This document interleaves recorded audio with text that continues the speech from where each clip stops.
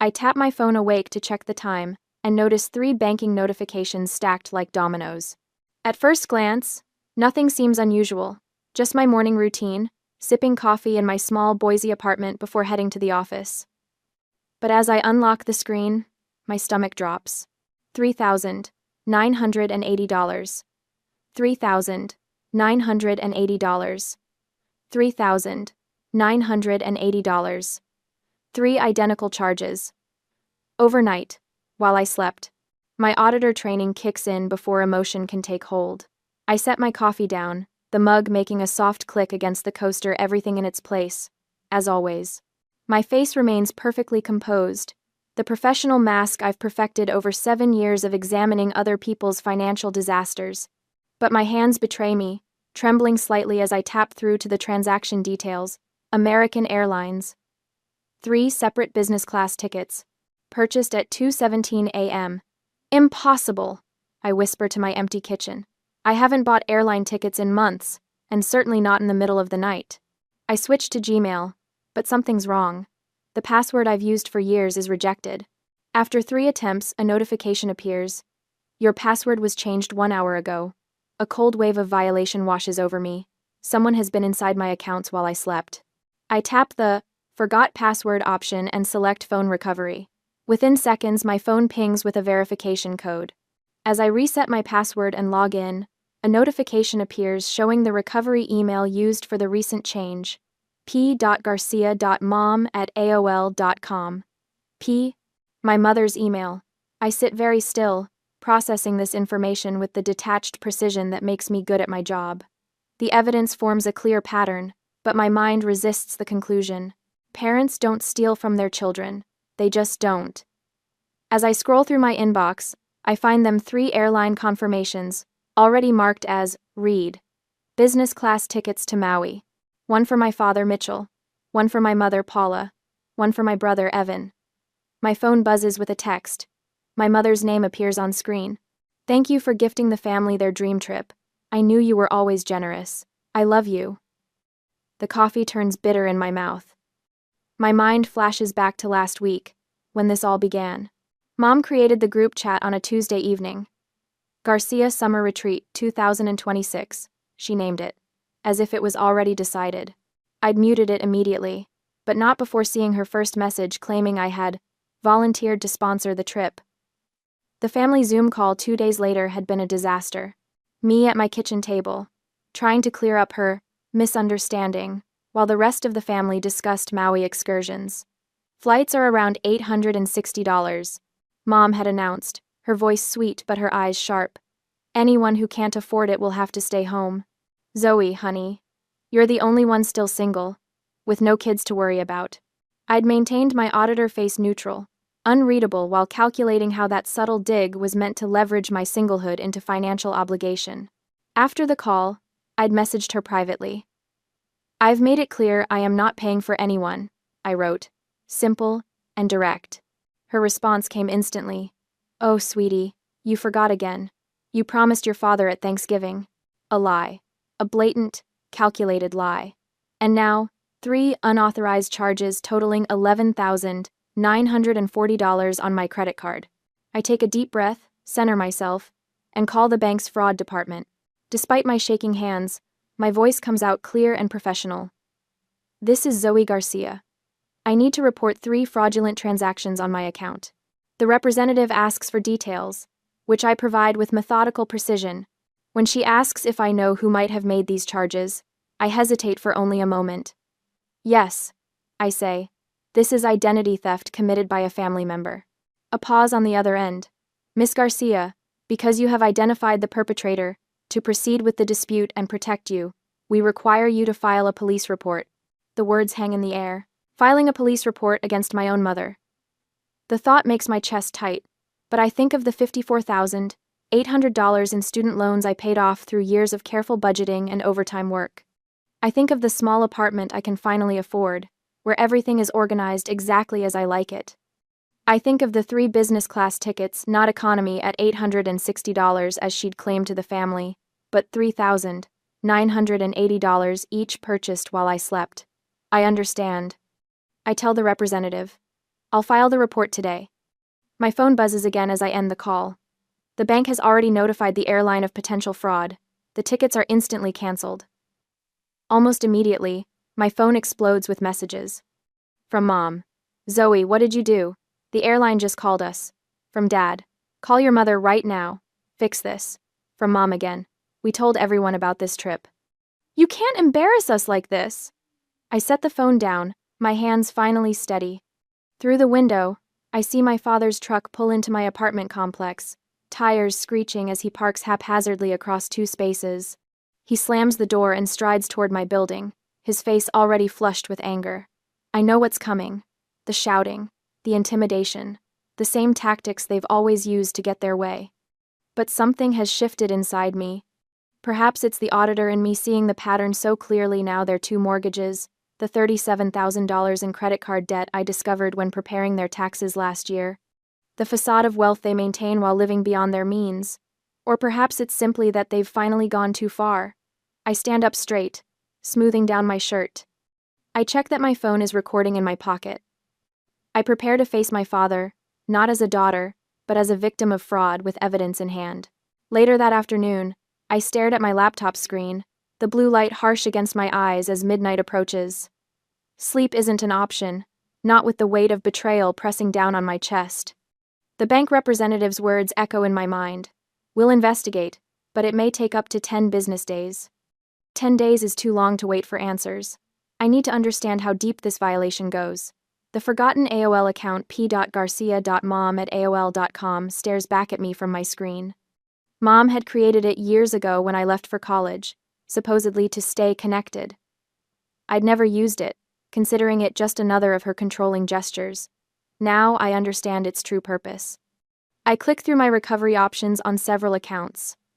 There it sits, neatly listed as a backup for Gmail, Amazon, my credit card portal, all added without my knowledge or consent. She kept it active all this time. I whisper to myself, the realization spreading like ice through my veins. She was waiting for the right moment. I switch to my banking portal and begin scrolling through months of statements. At first, nothing jumps out. Then I notice a pattern hidden in plain sight. Small charges. Test runs.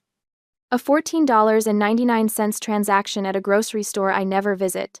A $23.45 charge at a gas station in Meridian when I was home in Boise.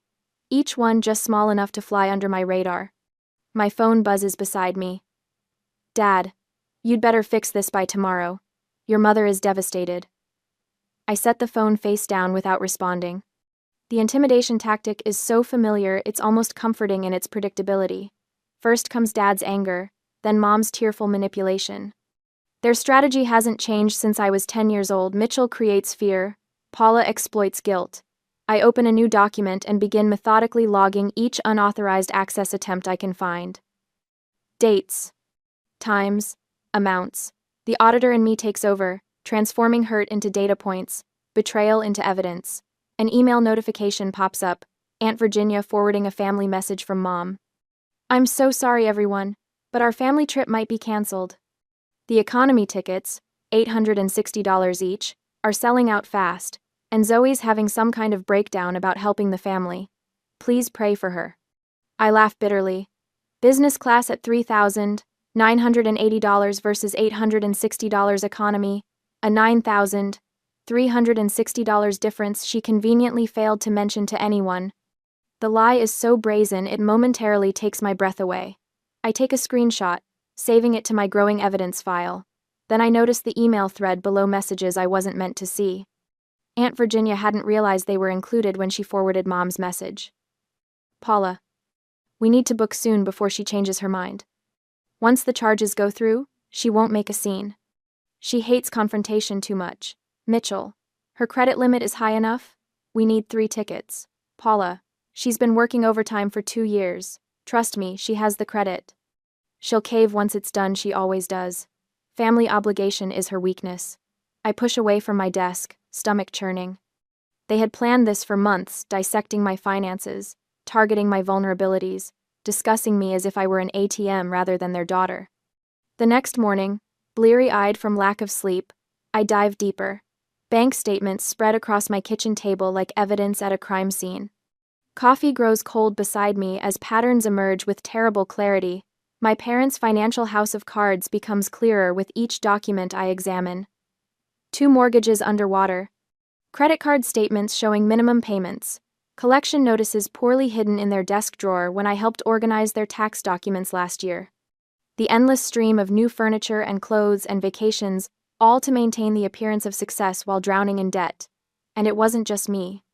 Notes in my mother's handwriting about Aunt Virginia's card, helping with a roof repair. A reference to cousin Hannah's contribution to medical bills. My brother Evan's ruined credit score makes sudden, terrible sense. I remember the pride I felt paying off my student loans, $54,800 eliminated through 3 years of brutal overtime, and living on rice and beans. The apartment I saved for, the emergency fund I built. All of it seen not as achievement but as an untapped resource by the people who should have been proudest of me. This isn't about money, I say to the empty room, my voice stronger than I expect. It's about control. I reach for my phone and open my banking app, enabling every security feature available. 2-factor authentication, login notifications, spending alerts. I change every password, using random strings of characters instead of anything personal. Security questions become nonsense answers no family member could guess. Then I create a new email account with a username unconnected to any personal information. I set up password manager apps, digital keys, authentication backups. Each new security wall feels like reclaiming a piece of myself. My phone rings, Mom's face appearing on screen. I decline the call and add a note to my evidence file. 8:42 a.m., third attempt to contact. By afternoon, I've secured every account I own and documented each step of the process. The bank confirms the transactions remain frozen pending investigation. The airline emails confirmation that the tickets are officially canceled, funds to be returned once the fraud investigation concludes. Outside, rain taps against my window. Inside, for the first time since discovering the charges, I feel something other than shock and betrayal. My hands no longer tremble as I organize my documentation. My breath comes easier as I prepare for the confrontation I know is coming. The isolation is still there, the knowledge that I stand alone against the people who should have protected me. But beneath that pain, something else is growing. Resolve. 2 days after the incident, the pounding at my door makes the hinges shudder. 3 thunderous blows, then silence, then 3 more. I have known that rhythm, my father's way of announcing himself, since I was a child. The pause between barrages is just long enough to let dread settle in. I slip my phone into the pocket of my hoodie and start the recording app. Idaho is a one-party consent state. Only I need to know this conversation is being preserved. I take a deep breath and open the door. Mitchell Garcia fills the doorframe, face flushed crimson above his polo shirt. Before I can speak, he barrels past me into my apartment. "What did you do?" His voice bounces off the walls of my small living room. "Cancel the dispute right now. Your mother is crying." I close the door with deliberate slowness, buying seconds to compose myself. "Hello to you too, Dad. Don't you dare get smart with me." He jabs a finger toward my face, stopping just short of touching me. "Fix this now. Call the bank. Tell them it was a mistake." My phone buzzes in my pocket once, twice, 3 times in rapid succession. Family messages, undoubtedly. I leave it untouched. "It wasn't a mistake," I say, my voice steady. "Someone accessed my account without permission and charged $11,940 to my credit card. It's for the family vacation. Your mother told everyone you were sponsoring it." I maintain my auditor face neutral, observant. Did she tell everyone the tickets were $3,980 each for business class? Or did she tell them they were $860 for economy? His eyes shift slightly. A tell. What difference does that make? Almost $10,000 of difference, actually. My phone buzzes again. I pull it out, keeping the recording running. 17 new messages in the family group chat. I scan them quickly. Mom claiming I forgot my promise. Aunt Virginia suggesting an emergency family meeting at her house. Cousins expressing disappointment in me. See? Dad points at my phone. "You're destroying the family. Virginia is hosting an emergency meeting tonight to discuss your behavior." I tilt my head slightly. My behavior? Not Mom's behavior in accessing my accounts without permission? Your mother was only doing what you promised. I keep my voice measured, just as I would when questioning a client about financial discrepancies. When exactly did I promise to spend nearly $12,000 on airline tickets? At Thanksgiving, you said. I didn't attend Thanksgiving last year. I was working in Seattle, remember? He waves this away. Whenever it was. The point is, families help each other. When your brother needed bail money last year, I paid it. When your cousin needed her transmission fixed, Virginia covered it. I see my opening. Speaking of Aunt Virginia, how many times have you used her credit card without asking? His face freezes for a fraction of a second, just long enough to confirm my suspicion. That's completely different. He sputters. We've used Virginia's card before. Nobody said anything. She knows how these things work in a family. The admission hangs in the air between us. I wonder if he realizes what he's just confirmed on the recording. Does she know about the roof repair charge for $2,400? I'm guessing, fishing for information. His eyes widen slightly. Another tell. This isn't about Virginia, he says, voice dropping to a dangerous growl. This is about you canceling our vacation and embarrassing your mother in front of everyone. No, I correct him. This is about the $11,940 you and Mom stole from my credit card. We didn't steal anything. He slams his hand down on my kitchen counter. It's family money. Family money would mean I had agreed to spend it, I say. I didn't, and you lied to everyone else about the cost. Economy tickets are $860, not $3,980. Why did you need business class if this was just about family togetherness? His face darkens. You think you're so much better than us with your fancy auditor job and your perfect credit score. You've forgotten where you came from. I remember exactly where I came from, I say quietly. I remember sleeping in the car after the electricity was shut off, because you bought a boat, instead of paying the power bill. That was one time. He steps toward me, fists clenched. I stand my ground. Leave now, or I call the police and play this recording. The color drains from his face as he glances at the phone in my pocket. You wouldn't. I already filed a fraud report with the bank, I say. Police report is next. Your choice if you want to be here when the officers arrive. He stares at me for what feels like minutes, rage and disbelief warring on his face. Then he turns and yanks the door open. Your mother and I gave you everything, he says, his voice suddenly tired. This is how you repay us? The door slams behind him. I lock it, then slide down against the wall until I'm sitting on the floor. My phone buzzes again. Aunt Virginia's name appears on the screen, not in the group chat, but a private message. Zoe, what's this about your mother making charges on my card? I've been reviewing my statements and found some transactions I don't recognize. Before I can answer, a text from Cousin Hannah arrives. Hey, did Aunt Paula ever borrow your credit card? She used mine for what she said was a medicine emergency last month, but I just got billed for $1,100. The pattern clicks into place. I'm not the only victim, just the first to speak up. My hands shake slightly as I dial the non-emergency police number. The dispatcher connects me to an officer who takes my information with professional detachment. I provide dates, amounts, and the name of the bank's fraud department contact. The officer assigns my case a number, #81 ID. We'll be contacting Mr. and Mrs. Garcia for a statement. She tells me. The bank has already provided preliminary documentation of the unauthorized access. I thank her and end the call, just as notification from my bank appears. Fraud investigation complete. Disputed charges $11,940, reversed. Funds will appear in 2 to 3 business days. Almost immediately, my phone lights up with incoming calls.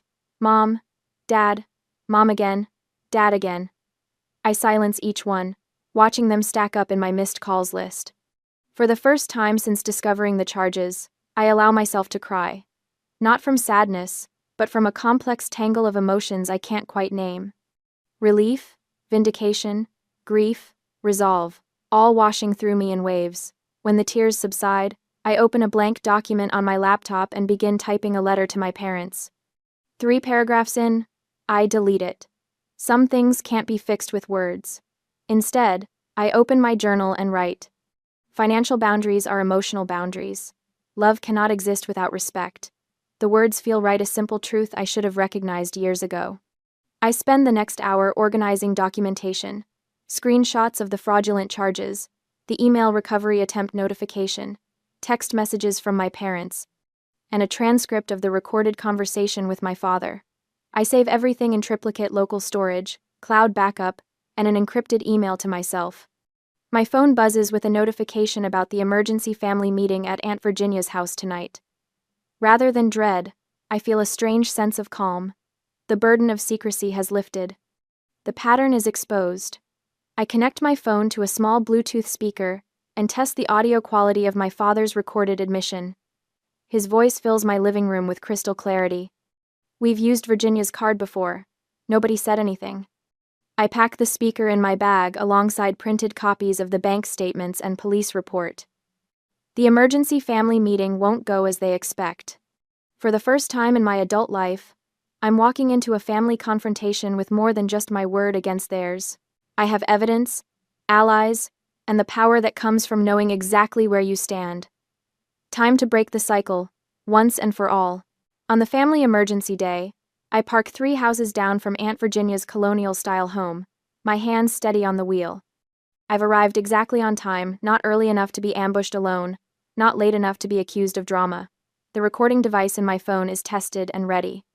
I check my reflection in the rearview mirror and adjust my expression into what my colleagues call my auditor face, neutral, composed, revealing nothing. Remember why you're here? I whisper to myself, gathering the manila folder containing printed copies of the credit card statements. The evidence speaks for itself. 3 charges of $3,980 each, totaling $11,940. The moment I step through Aunt Virginia's front door, 13 pairs of eyes swing toward me. The living room falls silent, conversations cutting off mid-sentence. They're arranged in a loose semicircle, like a firing squad waiting for the command. I recognize the setup immediately. They've been thoroughly briefed against me. In the center sits my mother, tissues clutched dramatically in her hand. Her eyes are red-rimmed, mascara carefully smudged for maximum effect. Dad stands by the door, arms crossed, blocking the easiest exit. The message is clear. No one leaves until this is settled. She's here, Aunt Virginia announces unnecessarily, her voice tight with discomfort. She gestures to an empty chair positioned directly across from my mother, the hot seat. I take it without hesitation, placing my folder on my lap, and wait. The first rule of auditing: let the subject talk. People revealing their own inconsistencies is always more effective than pointing them out. Honey, my mother begins, her voice wavering with practiced vulnerability. We're all so worried about you. I remain silent, my expression unchanged. I don't know what's wrong with her, she continues, addressing the room while dabbing at dry eyes. Her audit job is too stressful. The pressure has been building for months. My cousin Brandon leans forward.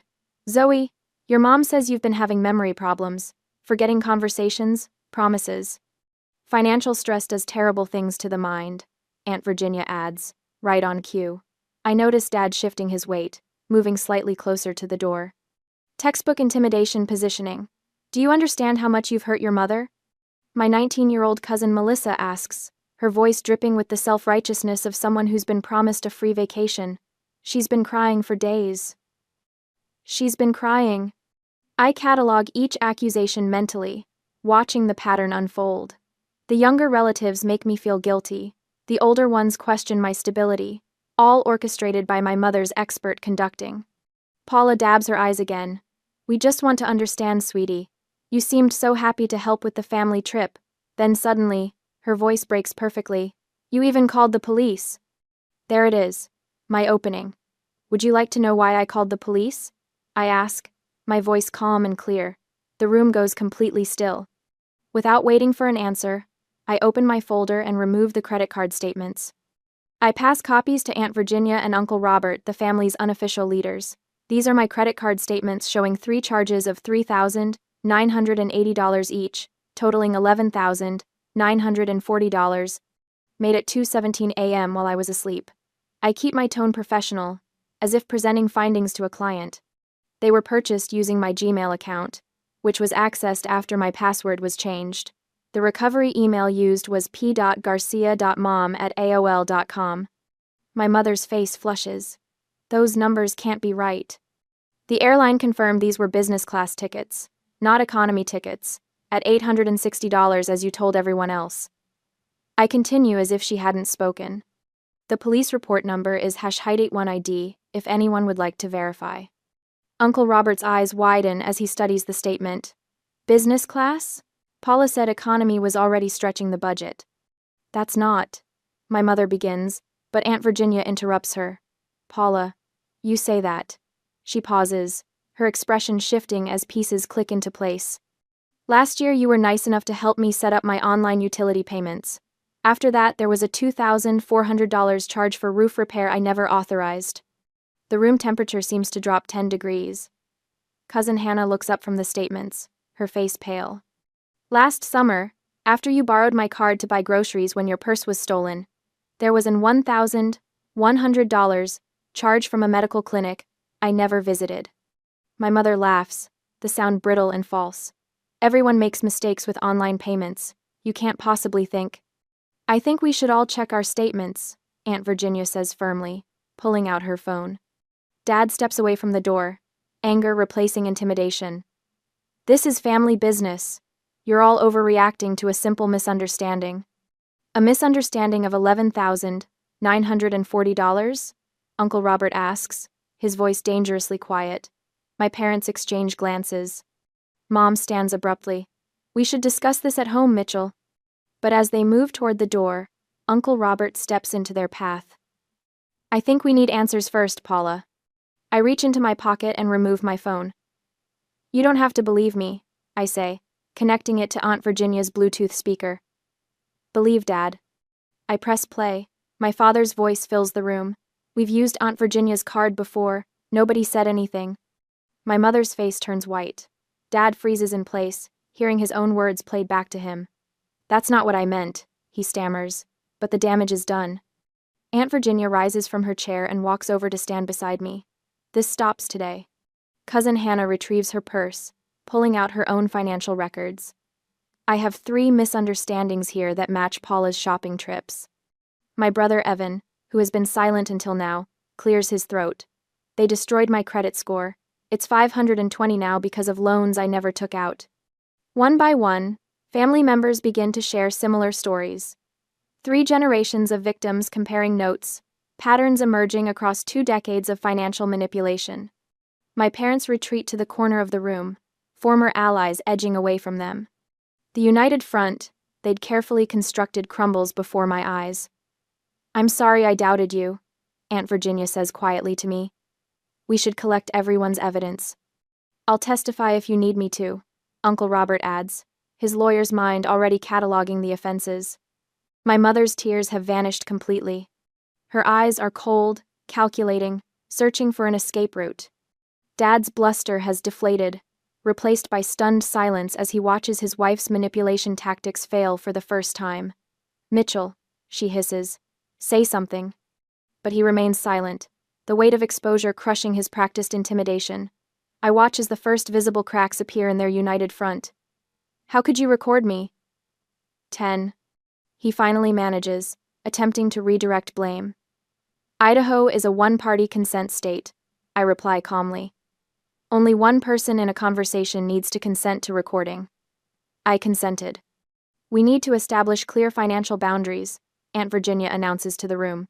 Starting today. My parents exchange glances, fear replacing confidence as the true consequences of their actions begin to take shape. They've lost control of the narrative, and with it, their power over the family. The facade that took decades to build has crumbled in less than an hour. I remain seated, my auditor face finally revealing a trace of satisfaction. The tables have turned, and for once, the manipulators are the ones with nowhere to hide.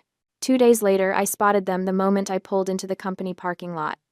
My parents' silver Lexus, the one with 2 years of payments left on a 7-year loan, idles near my reserved space, engine running despite the mild spring morning. Mom sits in the passenger seat, her back unnaturally straight, while Dad drums his fingers against the steering wheel. They've been waiting. My stomach tightens, but I keep my face neutral. The auditor face. I park 3 spaces away and gather my things, taking my time.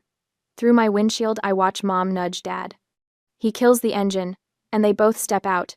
Zoe, Mom calls, her voice honeyed with false cheer. Honey, we need to talk. I lock my car and walk toward the building entrance, briefcase in hand, as if I haven't seen them. My coworker Jill passes by, offering a quick wave before disappearing through the glass doors. Mom intercepts me halfway across the lot, Dad trailing behind her like a reluctant shadow. Her mascara is perfect, but the skin beneath her eyes looks paper-thin. She's lost weight since the family meeting 2 weeks ago. Please, she whispers, glancing around to ensure no one can hear. Just 5 minutes. I check my watch. I have a meeting at 9. This is important, Dad interjects, his voice lacking its usual thunder. Mom reaches into her designer purse, the one she bought after maxing out her Nordstrom card last Christmas, and pulls out a stack of papers. I recognize the bank letterhead immediately. Home equity line of credit application. 401k early withdrawal forms. They're financial lifelines. Listen, Mom says, her voice dropping even lower. The bank is demanding $11,940 by the end of the month.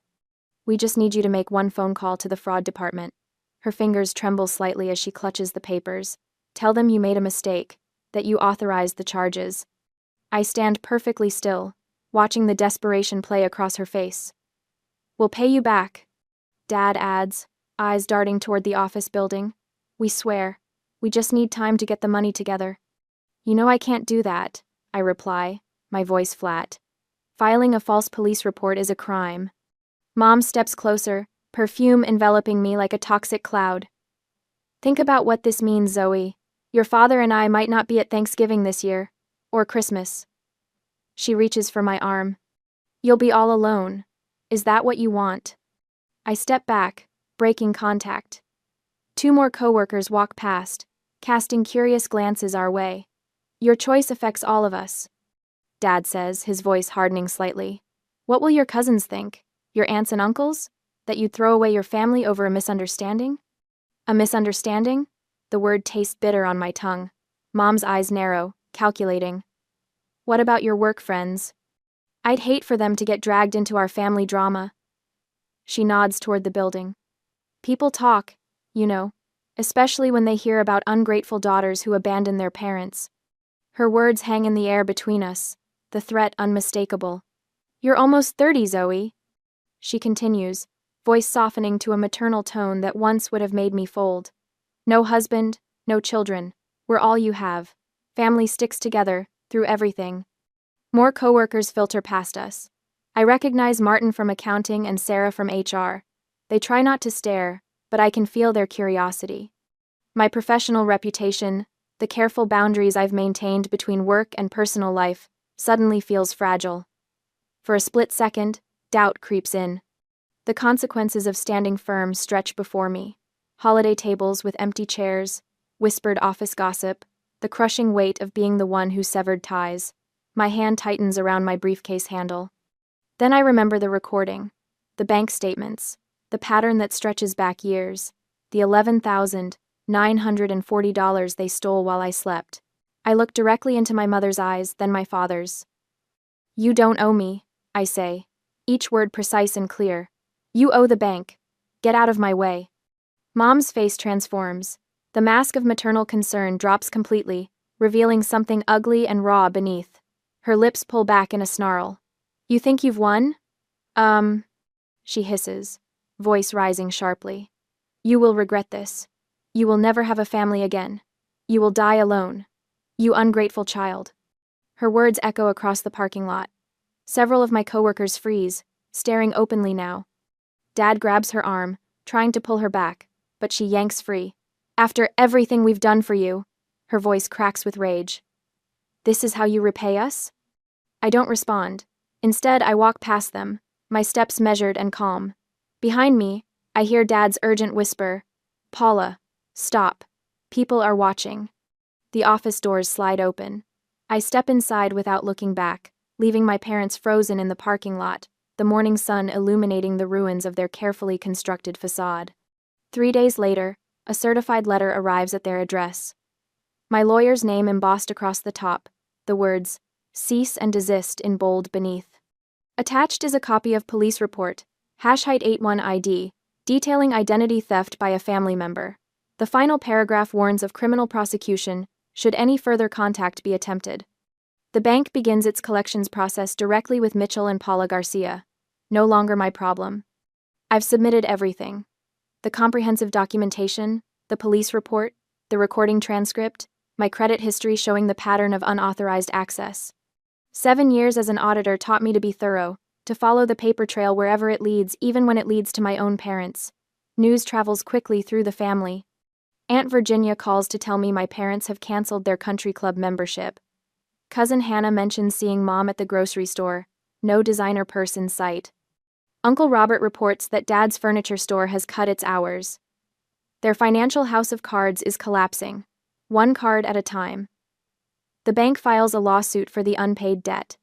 The fraud case triggers cross-default clauses in their other loans. Their credit score plummets.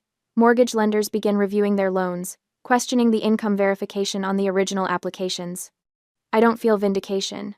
Just a quiet certainty that consequences, long deferred, have finally arrived. 4 weeks after the parking lot confrontation, my phone rings. Aunt Virginia's name appears on the screen. I hesitate before answering. "Zoe," she says, her voice careful. "I thought you should know. Your parents have listed their house for sale." I sit at my kitchen table, the same spot where this all began, with 3 unauthorized charges, and absorb the information. "Are you okay?" she asks after a moment of silence. "Am I?" The family has fractured along fault lines that were always there, just hidden beneath the surface. Some relatives have stopped speaking to me entirely. Others, like Aunt Virginia, have become unexpected allies. The future stretches before me, holidays and celebrations that will never be the same. I don't know, I answer honestly. I'm figuring it out. We talk a while longer. As I hang up, I notice my hands are steady. No trembling. Not anymore. I stand at my kitchen window, morning sunlight filtering through new privacy blinds as I wait for my coffee to brew. 7 months since everything changed, and small rituals like this still feel like victories. My apartment, once just a space I maintained, has become a sanctuary. The new security system panel glows steadily by the door, a constant reminder that I control who enters my life now. Behind me, my desk holds neatly organized folders, a testament to the financial literacy workshops I've been developing. My calendar hangs beside it, next Tuesday circled in bold red, debt-free celebration, with 3 exclamation points. The final payment on my car loan, the last debt I carried, went through yesterday. My phone chimes with a message from Evan. Credit score hit 640 today. Thank you, Z. I smile, remembering his face when I offered to help him rebuild after our parents' financial manipulation had destroyed his credit. Another text follows from Cousin Hannah, asking about Sunday dinner at Aunt Virginia's. This new family we've cobbled together feels real in a way the old one never did. The coffee maker beeps. I pour a cup and sit at the same kitchen table where I discovered the fraud 7 months ago. Same table, same mug, but the woman holding it is unrecognizable from that morning. My banking app shows a healthy savings account instead of fraud alerts. A notification pops up. Credit score. Excellent. 812. I remember how I once hid this number from my parents, knowing they'd see it as an asset to exploit, rather than achievement to respect. I open my journal, running my fingers over yesterday's entry. Financial boundaries are emotional boundaries. I see that so clearly now. What I thought was my weakness, being unable to just help family, was actually my strength. Real love cannot exist without respect. The doorbell rings precisely at 9. Evan stands there, grinning, holding up his phone with his credit report displayed. "I didn't believe it would work," he says, following me inside. "Dad always said credit was something you just had to use until you couldn't anymore." "That's what they needed to believe to justify their choices," I reply, pouring him coffee. "Financial literacy isn't magic, it's just work and consistency." He nods, settling into what has become his chair. "The kids' college funds are set up. First time I've saved money in my life." "How does it feel?" "Weird," he laughs. "Good weird." He pauses, stirring his coffee. "Remember when Dad would take us to that expensive steakhouse every time the credit card bills arrived? Mom would complain about money the whole way there." I laugh, something I couldn't have done months ago when thinking about them. Their logic was so twisted. Spend money to feel better about not having money. My phone rings, Aunt Virginia confirming Sunday dinner. We're planning a small gathering, just the five of us who formed this new family circle built on choice rather than obligation. Last month, she proposed a toast. To family we choose, not family we tolerate. The words have become our unofficial motto. Tomorrow, I'll lead my third financial literacy workshop at the community center. I tell an anonymous version of my story, helping others identify the red flags I missed for years. Turning my pain into protection for others gives purpose to what happened. My boss called yesterday about the senior auditor position apparently. My handling of the fraud case demonstrated exceptional integrity under pressure. Life reshaping itself in unexpected ways. I close my journal thinking of what I'll write tonight. You cannot love without respect. You cannot respect without boundaries. Some lessons are worth every penny they cost to learn.